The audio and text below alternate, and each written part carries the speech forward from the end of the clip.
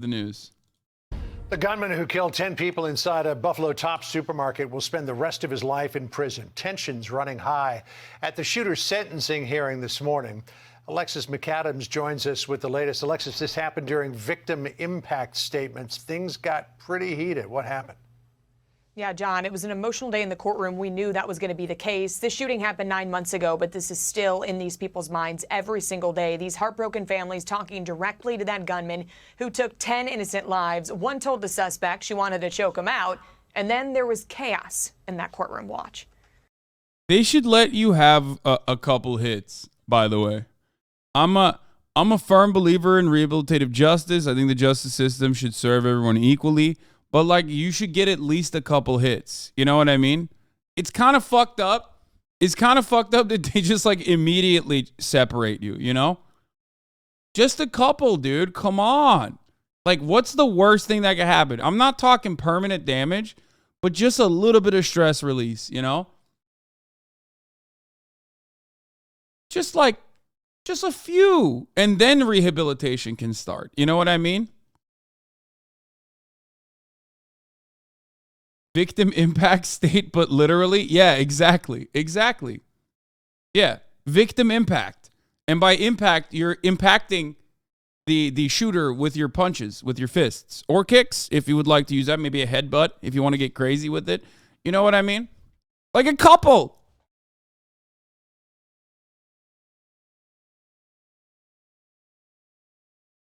I do think that would be fine to do.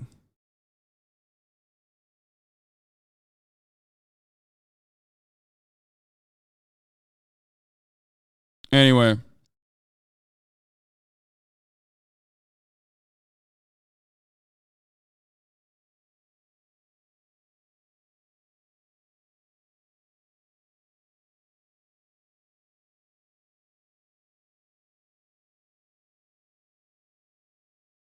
Oh my God.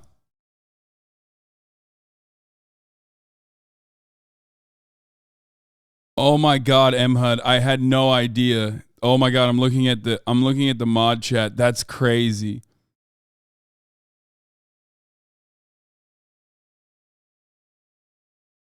Sorry, that's an insane story. Holy fuck.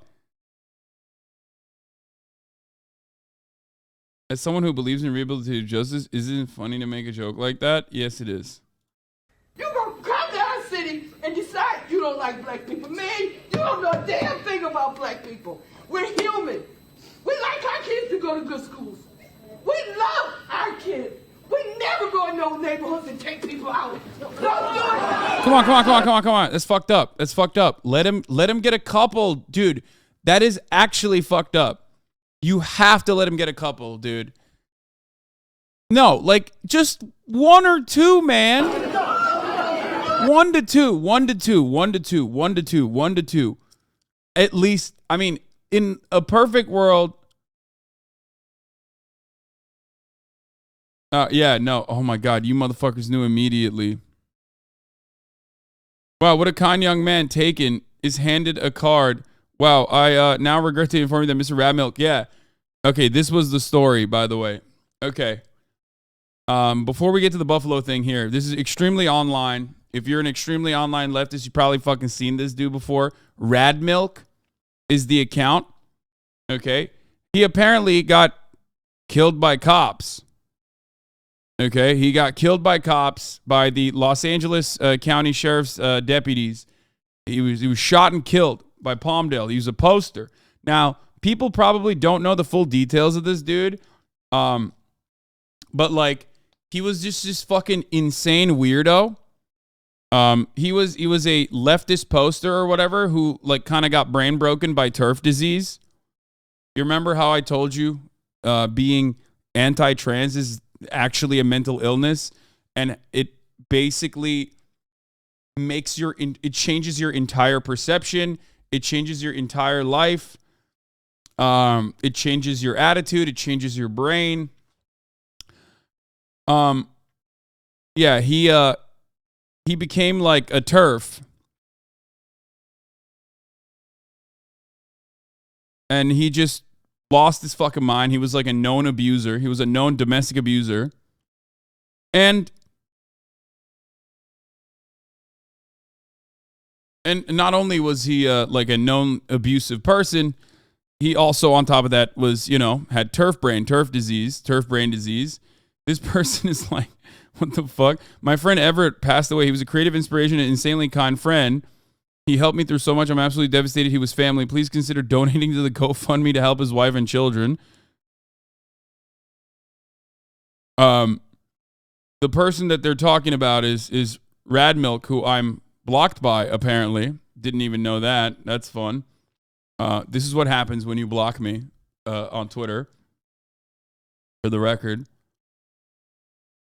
I'm sure you've seen this tweet pic before. Anyway, well, now I'm blocked for life. So, anyway, what was I going to say? You're blocked by 75% of Twitter. I'm blocked by all the most extremely online motherfuckers. Okay, that's it.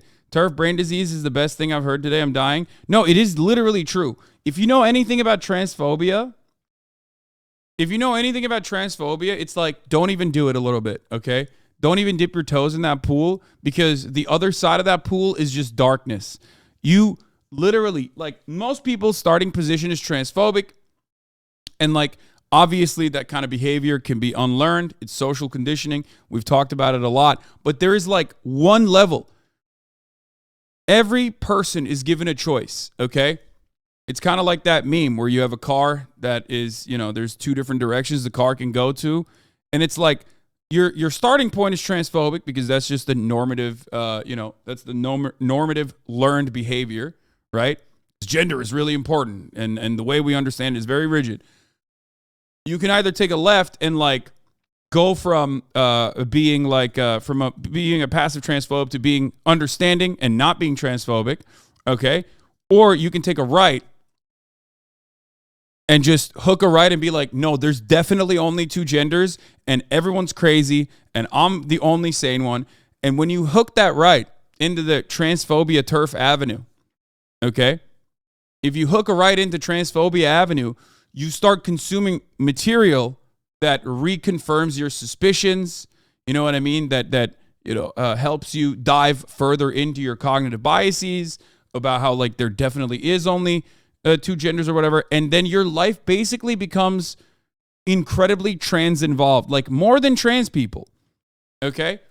You could have just stayed on the same path of being like passively kind of transphobic, but like not giving a shit about it overall and not making it like your entire personality, okay?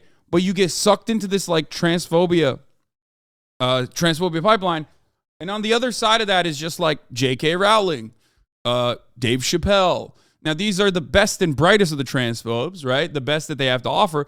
But these are people who have basically destroyed their own legacies, destroyed like any kind of creative output that they potentially had that they could do for the world, because they're just brain broken with like whatever the fuck is happening with trans people, right? Like they're literally hyper focused on trans people. Like every single day of their lives is dedicated to like figuring out who's trans. Now, on the basically the worst end of this pipeline, okay?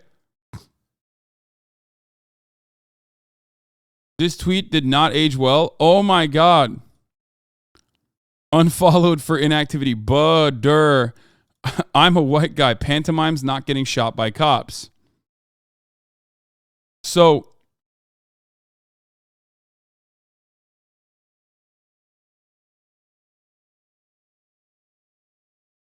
you just hyper focus. You just hyper focus on trans people.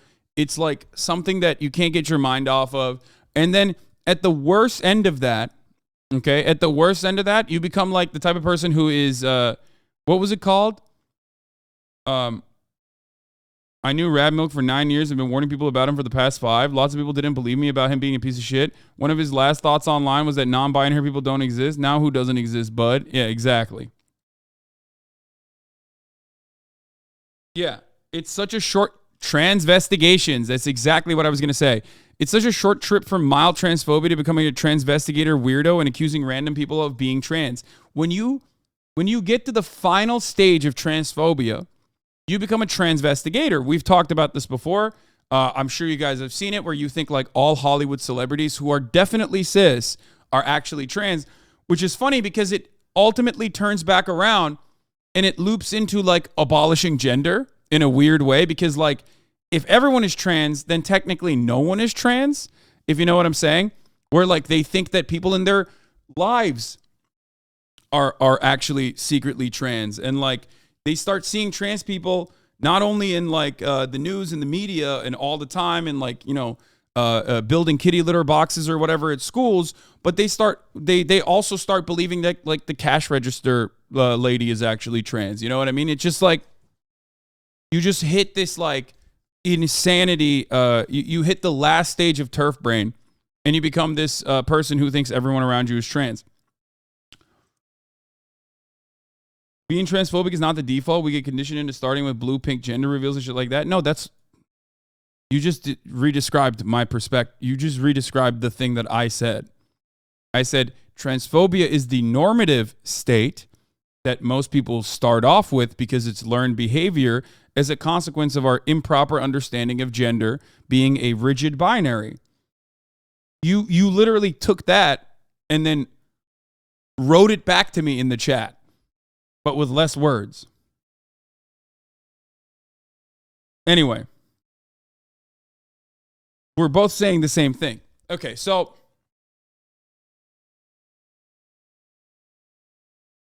anyway, less words equal better? No, that's not. I am describing it with more words because I want to describe all of the elements of it. Okay, anyway. So,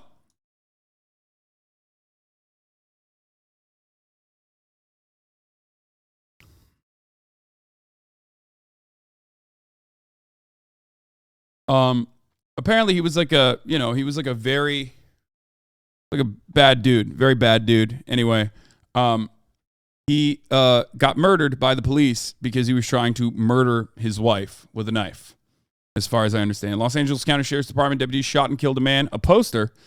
A man they say was armed with a blade in Palmdale Friday night. The shooting occurred around about 10:20 p.m. After deputies responded to a domestic violence report.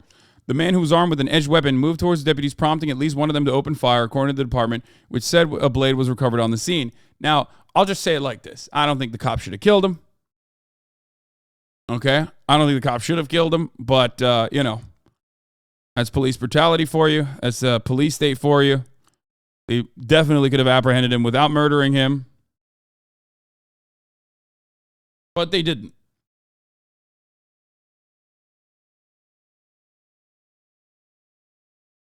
Important part of this. Drill tweeted about this. Is this offer still standing?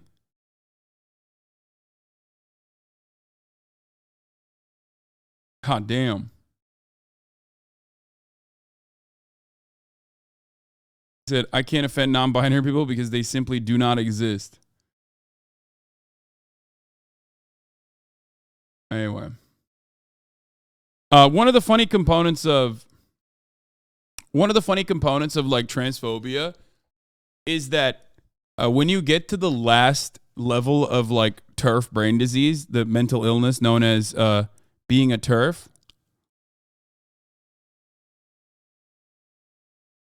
okay, one of the funniest parts about it is that it basically proves something that I try to instill in people all the time, and that is that gender does not have a rigid binary, and it's more so like an expression. It's more so just social conditioned behaviors and social conditions. It's like a clothes that you put on top of your skin, basically. And transvestigators basically reveal that because they start picking apart. You could say no, but listen, hear me out here. The reason why transvestigators, the final stage of TERF brain disease, ultimately ends up seeing trans people anywhere and everywhere, okay, is because, yes, gender is not as rigid as you think it is. Sometimes you're going to see a cis woman who's going to have more masculine features. Sometimes you're going to have a guy like Ben Shapiro who has a lot of feminine qualities, like not being over 5'4", or And there's nothing wrong with that, by the way. Short kings, I love you, okay? Or not being able to grow facial hair. Again, nothing wrong with that. That's not weird. That's not different. It's just another demonstration that gender and the way that we understand it, even in the biological components that you associate with gender, is still not the rigid binary that you claim it is.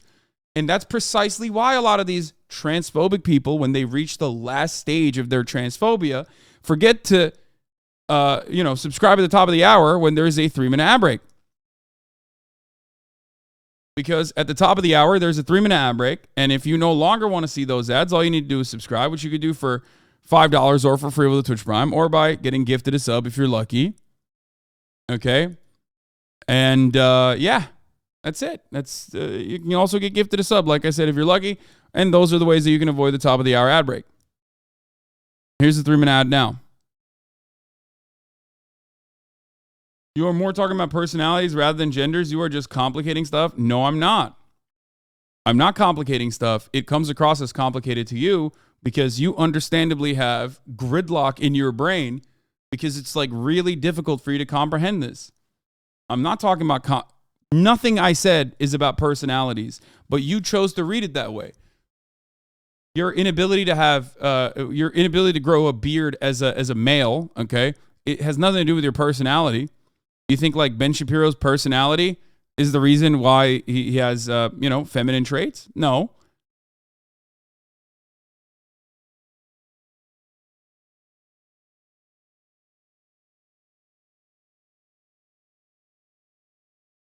Gamer girl, ooh woo, thank you for the 5, get the subs.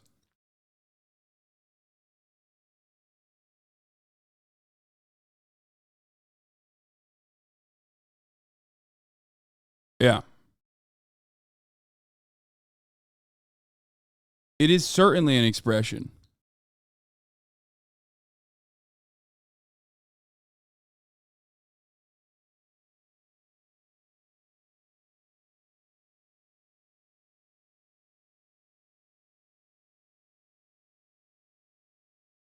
What the fuck? Hates Bitcoin was seized by the Romanian police. How is that even possible? I'm sure it's not all of it, but how is it possible to seize an asset like Bitcoin? Also, how is it possible for them to just disrespect this man's hairline more every fucking day? God damn, dude. I feel like they're doing it on purpose. They got to be doing it on purpose, right?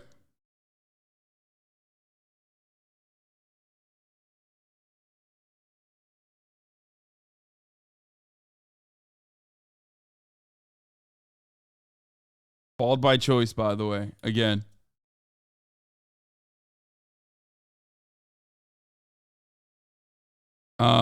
So yeah, all I was gonna say is, don't you as a human being living in the developed Western world are most likely fed a whole bunch of shit from the jump about gender that's like antiquated and overall not true, outdated, right? And you personally believe in that stuff, go off on that shit, hyper focus on it, and you have two options. You can either like recognize that a lot of that stuff is just a suggestion and ultimately untrue, okay, and that trans people should be left alone and allowed to do whatever the fuck they want as long as they're not hurting anybody, and they certainly are not hurting anyone by operating in society. Or you can just become insanely transphobic because it makes you feel better about these suspicions that you had, makes you feel better about like all the things that gave you comfort, like what your gender means to you. You know what I mean? And when you do that on the other side, when you go down that other path, though, when you go down that transphobic path, unfortunately, you become completely fucking brain broken. And the more brain broken you become, the worse your life will get. You're just like upsetting yourself for no fucking reason. You know what I mean? You're just upsetting yourself for no reason.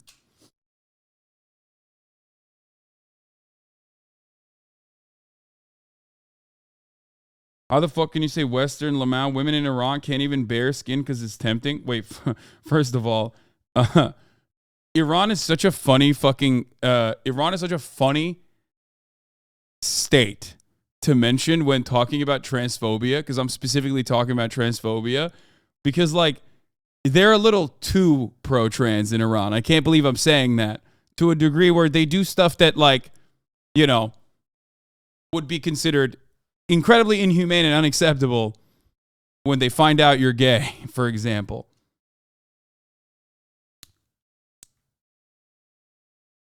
Iran is the one country that you did not actually have to mention when talking about transphobia.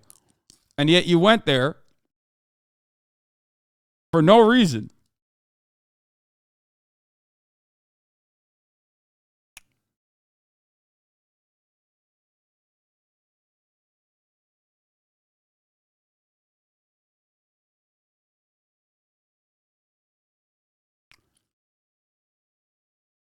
Iran is not anti-trans. Iran is anti-gay, but it's not anti-trans. Anyway. Iran is an LGBT, they're just T. Yeah. All right. Not that it matters because, like, you know, every country's got some weird shit.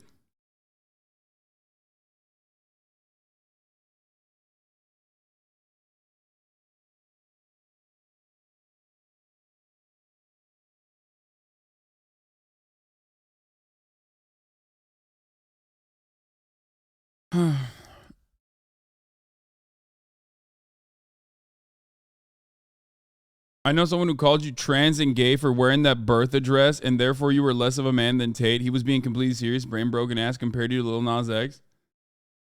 Yeah, I'm very comfortable in my own skin. I'm very comfortable with my sexuality. That, like, you know, that sort of stuff does not faze me. And ironically, if you are uncomfortable, you are less of a man. You know what I mean?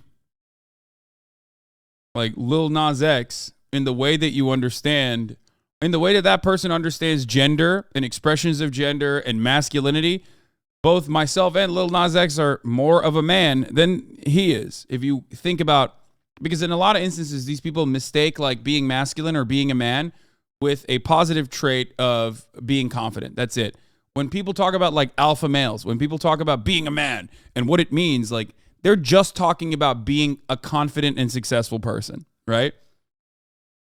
Of course, unsurprisingly, a lot of those people are deeply insecure.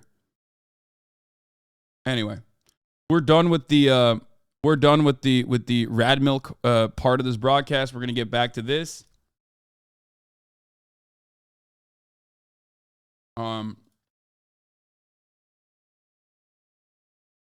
A man charges the Buffalo shooter in the courtroom. It is an injustice, in my opinion, to not let this man get a couple shots in. Okay? That's my take. Just a couple. Not like full blown. He doesn't kill him. But just a couple fucking shots. Just a couple good ones.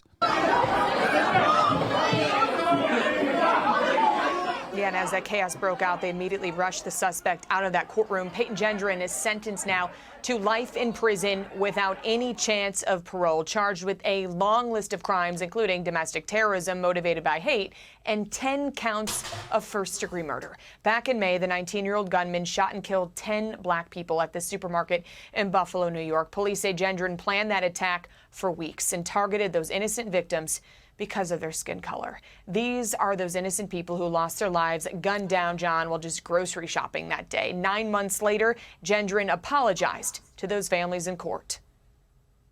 I did a terrible thing that day. I shot and killed people because they were black. Looking back now, I can't believe I actually did it. I believed what I read online and acted out of hate. And now I can't take it. This is such a weird thing to like have this like twit longer ass apology when like people make this kind of apology for like, I don't know, buying something that was like considered unethical by Twitter or some shit. Not when you did one of the worst anti-black hate crimes in contemporary history. You know what I mean? It's like in the top 10. He's like, oh man, it's so crazy. Like, I just, I wrote a manifesto, bought guns, trained specifically, and then targeted the one convenience store in the black neighborhood that is like close enough to where I live.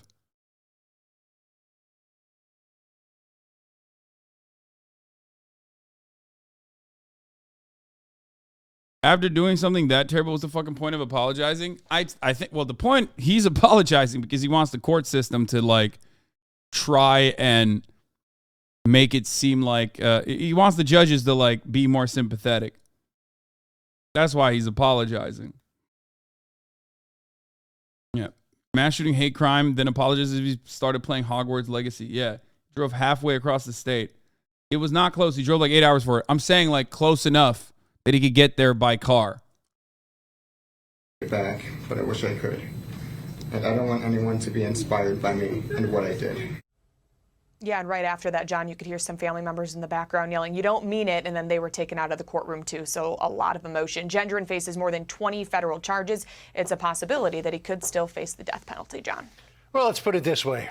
He's going to have a long time to ruminate on the horror that he caused that day. Yes. Alexis, thank you.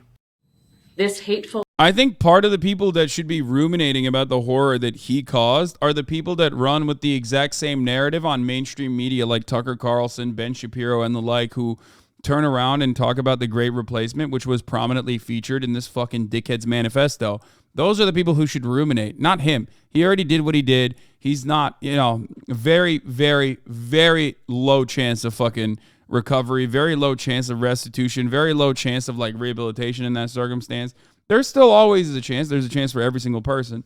And most people will never, ever forgive him for understandable reasons. Obviously, I'm not even going to fucking advocate for forgiveness in this circumstance, okay?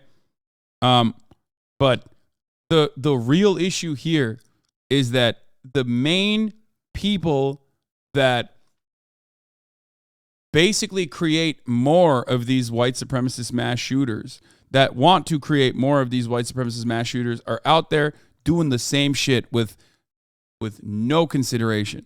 No one even fucking thinks about it twice. Okay?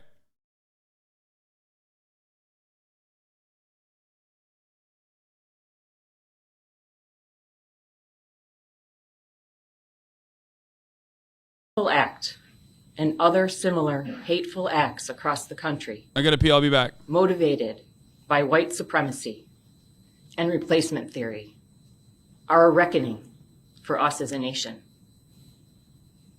The ugly truth is that our nation was founded and built in part on white supremacy. However, white supremacy is not inevitable or unstoppable. It has been carefully cultivated and nurtured by individuals and the government for centuries. This is the history that we have all inherited. It has been passed down from generation to generation. We must acknowledge that history. See that history for what it is. Recognize it. And learn from it, or we are doomed to repeat it. Let ours be the generation to put a stop to it. We can do better. We must do better. Our own humanity requires it. These are hard and challenging times.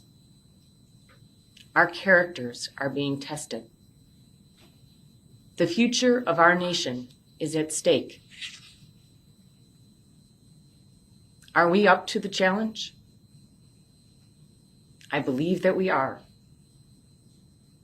In the words of Poet Laureate Amanda Gorman,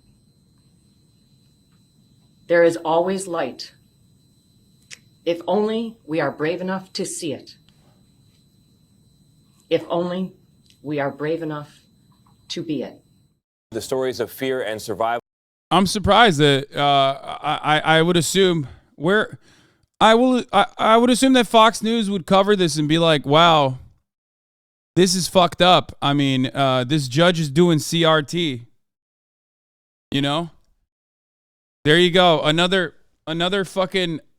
judge doing critical race theory here, talking about how America's like foundational principles revolve around justifying and upholding white supremacist values, you know?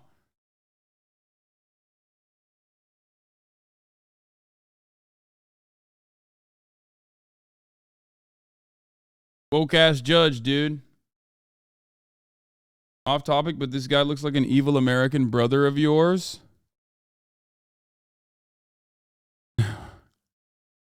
Where do you find this guy?